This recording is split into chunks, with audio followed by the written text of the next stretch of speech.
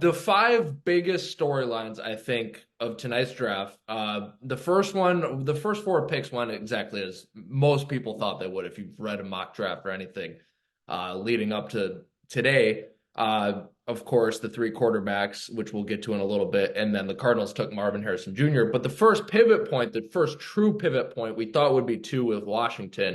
It was actually five with the Chargers because it was rumored that the Vikings might get worried that JJ McCarthy might slide away. Obviously, that didn't happen. That they might trade up with the Chargers to go get JJ McCarthy. Or maybe the Chargers would trade with someone else. Maybe the Giants, I heard, were possibly coming up for a quarterback.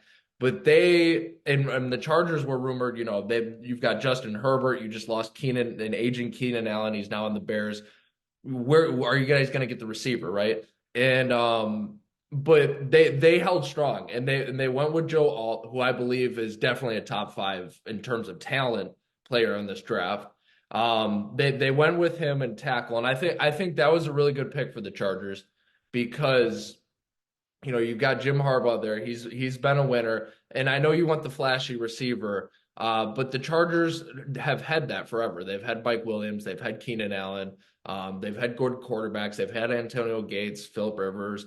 They've had all these guys, and they still can't. Vincent Jackson, and they still can't get it done because you got to have the guys up front. You got to have a defensive line. Defense in general has been a problem for the Chargers. So a non-flashy pick, I think, was a great move for the Chargers. So Joe Alt at 5 was a big pivot point. I think Malik Neighbors at 6 for the Giants was a big pivot point for me too. It was expected that they'd possibly take a receiver, but we started hearing all these rumors about a quarterback with the Giants, which is a little bit interesting because they just paid Daniel Jones, all this money. However, and he hasn't done as well. But he's going into year 6. How many more years are you going to attach to him if you don't think he's the guy? And I kind of think the Giants have lost faith in him. But you know what? He's decent enough. He had a good year 2 years ago, Daniel Jones in 2022. Let's just get him a receiver, another LSU receiver. Of course, Odell Beckham was an LSU first round pick that went to the Giants, and he had a good couple of years, of course. So let's get him a big play receiver. Let's just see what happens. Get him another playmaker, especially now that there's no more Saquon Barkley. So I thought that was an interesting point. Obviously, Michael Penix, and I'm going to dive more into this once we get to the quarterbacks. But nobody saw that coming. No mock draft, no nothing. I guess he had a couple of visits to Atlanta, but even Kirk Cousins, we're hearing all these reports. Now I'm starting to hear reports that Kirk Cousins is upset. I just heard that he was stunned at first. Stunned is the word they used. Now I'm starting to see ESPN headlines that are popping up that he's upset. I'm sure we'll learn way more about this. Nobody saw this coming. We'll dive more into this when we get to quarterbacks, but that was a big pivot point. The NFC North, everyone but the Packers in the NFC North. And I know the Packers, they got a tackle. They got a good pick there.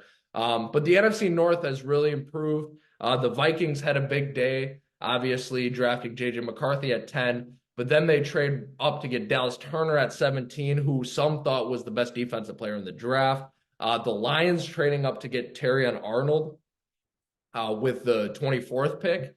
And obviously he had a very hype reaction, but many thought he was the number one cornerback in the draft. And then obviously the Bears with Rome Odunze and Caleb Williams number 1 overall. This is not the NFC North we've seen sort of the last 20 years where once in a while the Lions the Lions might do good, or the Vikings might do good for a little, and the Bears do good. And then the Packers are like, all right, let's settle down. We're the champs of the North. And the Packers are still a very well-rounded team. Obviously, we saw it with Jordan Love, but they're not the dominant force anymore. This is going to be a very interesting division. So my last big takeaway is, how about those Kansas City Chiefs? We thought Xavier Worthy was going to fall to them at 32.